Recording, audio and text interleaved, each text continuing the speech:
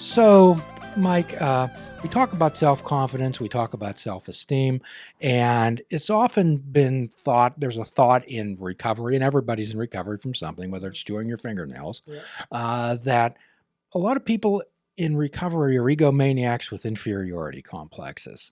Have you found that? Um, Not really. I mean, I feel like people are just kind of struggling to find out who they are, and often they've kind of lost that sense of self, through addiction. It's not a easy, situation by any means. So, part of what I feel like we do is try to help them kind of come back from that and to find out who are they, to be able to get that confidence in their abilities to kind of move forward in the world and be healthy and productive and engaged in our community, and figure out how to manage those stressors that come up in everybody's lives. So it's dealing with life on life's terms. It is. There's many ways that people deal with adversity and deal with life, or even deal with good things. Mhm. And some of them are maladaptive behaviors. True. They don't work. Mhm. Okay. However, we keep doing them. We do. We get kind of stuck in what kind of worked, but didn't work well, but worked enough. And so, yeah, I feel like part of what our job is to help people figure out new ways of coping that are going to be a bit more, effective and productive. So what I've found is that, oh, gee, if Mary gets off drugs, she might be the Queen of England. If John stops drinking, there's no reason why he can't win a Nobel Peace Prize. But what people don't understand is that simply removing whatever that substance or the addiction is, then they have to face the world without that buffer. Yeah, and that makes it pretty difficult. And it sounds like a super simple task, but it definitely is not. I mean, that was the main coping strategy for a very long time used. So to take that out, we have to replace it with something, and they need to be healthy coping strategies, and we usually need a lot of them. So we talk about kind of having a toolbox full of them, because it's not a one size fits all. Oftentimes drugs kind of became that one size fits all. Use it when you feel good, use it when you feel bad, use it when you feel stressed, use it to pretty much anything. And so we need to find new ways of helping folks be able to know how to cope with those situations and emotions and thoughts that come up, so that they can still be healthy and functioning. So how do you help people find out what drives behavior, Mike? Well, so we look at kind of what is the intention behind it, what's the purpose, what's it solving, what need is it kind of fulfilling, and then we kind of can work from that of figuring out a new way, because there's something there, whether it's anxiety and depression, oftentimes past trauma. There's something that probably needs to get resolved as well as learning the new coping. So many people have unfinished business in their lives, and Yeah, a lot of that is things that they either are unwilling or unable to address. yeah. How do you help people with that, Mike? So it is trying to slowly unpack some of that stuff, and I think to realize that it takes time. Oftentimes people want to get it done kind of overnight. We'll do 2 weeks of residential and then I'll be good to go. But it is a lot of unresolved stuff that has been there for probably years. So it's going to take a lot of time, usually through building a really good relationship with a therapist, to be able to kind of figure a lot of that out, because we don't have all the answers either. The individual going through recovery has them in there. We just have to kind of be on that journey with them to figure that stuff out. So I haven't figured out the patience pill yet. I haven't been able to give that to Yeah, anyone. no. So I'm sure that this has happened to you too. Maybe you'll see somebody for maybe 2 months and they'll say, this isn't working. I'm going to stop. How do you deal with that, Mike? This is a frustration among not only with therapists, but when you're dealing with people that you care about. Yeah. So, I mean, we take a look to see, well, what have we done? And then maybe more importantly, what have we not done? Can we find a new way of doing some of these things, or addressing them or approaching them? Because whatever we were trying wasn't working. Or we look at like how much were they putting into practice? And that's hard. We think about, sometimes we think about motivation to change as pretty simple. Either you're motivated or you're not. But there really is a pretty wide spectrum there of, knowing I need to change, but not quite being willing to put all of the actions in that are required. Perhaps explain to people sometime that therapists also can get frustrated. Yeah, I mean, I think it's important to kind of talk about that, and I feel like, I really lean on limiting self-disclosure in the therapy, session. But I feel like that's one that can be useful to say, I'm also feeling a little bit frustrated on kind of what's happening right now or the lack of progress. What can we do? So sometimes that feeling can kind of push us into a new direction or taking a different approach so that maybe some things can get done, some change can happen. Right, and this can be one of the most frustrating things, not only for a therapist, for the client, the patient too. Yeah, sure. I mean, that's it. They want some symptom reduction. They want some change in their life, but they might not know how to get there. And so I think just practicing talking about it, using that intimacy in that moment of saying like, well, what does this feel like? What can we do to make something different now? You're not feeling happy. I may be feeling frustrated. Let's really dig in to do something. And that involves having small achievable goals Yeah. and recognizing those and celebrating those. However, what it also involves is active listening. hmm How do you get that concept through to people? For them to listen in their own life. Yes. Yeah, that can be difficult. I think part of it is practicing it, sometimes just in session. I feel like that's where group therapy can be really effective because we can really start to kind of hone in on those skills and practice right in the moment. While we have a whole group going on of using those reflections, because I think we struggle to be able to accurately and efficiently communicate with each other. We often get caught up in our own heads, so we're more thinking about what to say rather than actually listening to what is being said. So we often found that most conflicts, resentments, misunderstandings occur as we assume Yeah, the other person thinks that we know what we think, how we feel, and what our needs are. yeah. So one of the big things that particularly in a recovery group and particularly in relationships is to be able to get that across. How do you get that point across to people? I mean, sometimes it is just reviewing pretty common kind of cognitive distortions or unhelpful thinking patterns to be able to kind of bring their attention to them, as a general idea, and then start kind of recognizing them in the moment.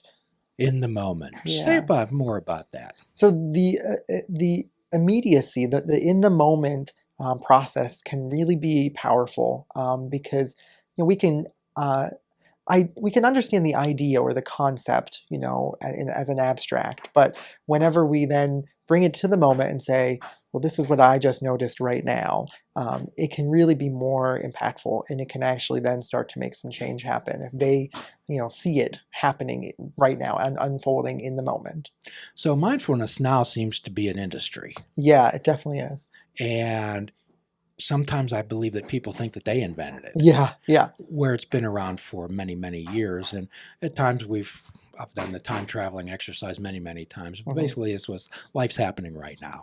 Yep. Most people have frequent flyer miles to the past and the future and brief Yeah, layovers in the present. yeah, So this is the only time that life is happening. This is the only time that change can be made. yeah. How do you help people ground? What type of grounding techniques do you use with people? So, I mean, I do think mindfulness is really, really helpful of just trying to practice taking even just 2 minutes if you can to kind of go through the three basic core foundations of mindfulness, which can just be kind of touching base with your body, kind of position, kind of where you're at, how you're feeling, your breathing, right? Making sure that we're taking deep breaths, and then your thinking of just trying to notice those thoughts without getting so attached that you grab on and you kind of just create a whole pile of them. So for some people, when they say, "Hey, Mike, I don't want to. I'm not interested in this woohoo stuff." Yeah. How do you explain that it's not woohoo? Well, I mean, because I feel like most people can recognize that they are already thinking about all this other stuff that needs to happen in the moment. So it's just getting them to recognize that it's already happening, and it's actually causing us a lot of frustration and anxiety in our life, and just to try to practice some other way. So starting really simple with diaphragmatic breathing, maybe try and a guided imagery or something that kind of fits for them. So not all of them usually fit or work, but usually one of them can kind of say like, oh, this seems to help me kind of just be in the moment. And once you experience that, there's this lift of anxiety and burden off, and it really does help. So how do you deal with people who say, I'm stuck in my ways. I'll never change it. A tiger can't change his stripes. Those types of things. Or people who have contempt prior to investigation. Yeah, I mean, trying to look back at other changes that they have made, because everybody has made changes sometime in their life, and there's usually a reason, some things that's kind of pushing us to do it. So I think it's just helping them recognize that the change has already happened for them, and that means we can then make new changes as well. Well, we often use a 12-step term. Again, you can't read the label when you're inside the bottle. True. Okay. So it not only applies to drugs and alcohol, it applies to depression and anxiety, Yeah. relationships, whatever. And I think people, when I take physician assistant students or whoever to 12-step meetings, one of the things that they take away from it, number one is the camaraderie, number two is the non-judgmentalness, Yeah. and number three is sometimes, most of the times, how little drugs and alcohol is actually talked about. Yeah.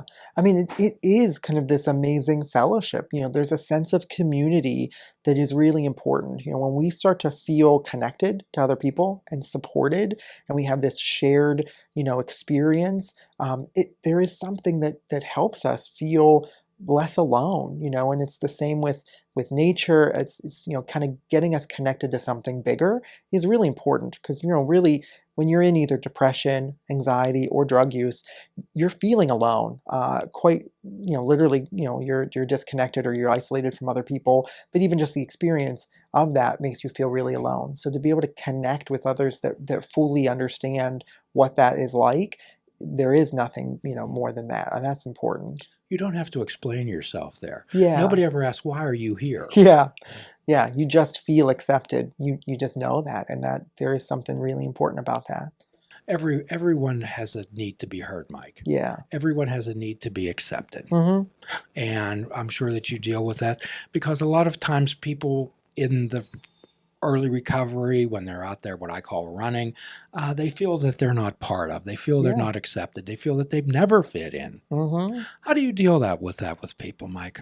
Yeah, I mean, I think it is finding a little bit about who they are and where they can kind of create that sense of community, because it's going to be different for everybody.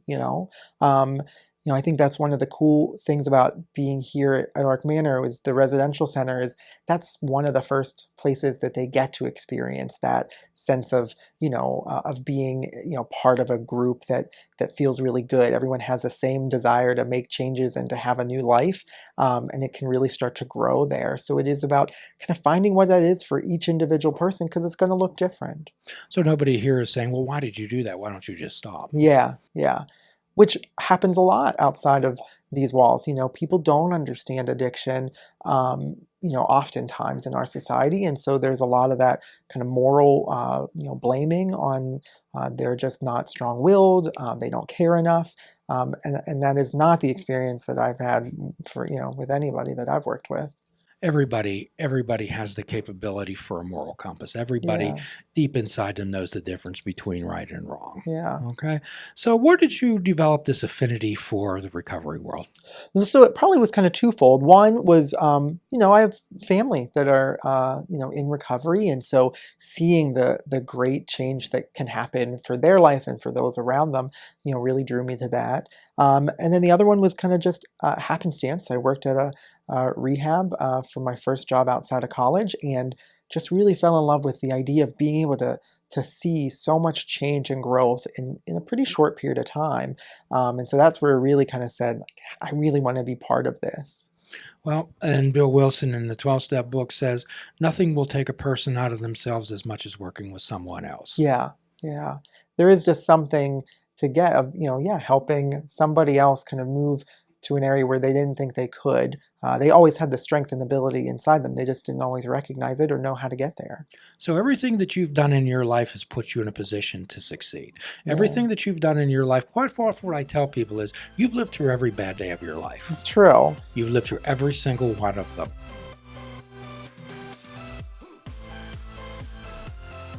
Please check out our website at fishingwithoutbait.com, where you can listen to the show, comment on our discussions, and find out where you can subscribe to our podcast. If you're interested in flying the colors of fishing without bait, click the shop icon on our website. We have clothing, mugs, cell phone cases, and so much more. Show the world that you fish without bait. This show is a member of the Sorgatron Media Podcast Network. Find out more at sorgatronmedia.com.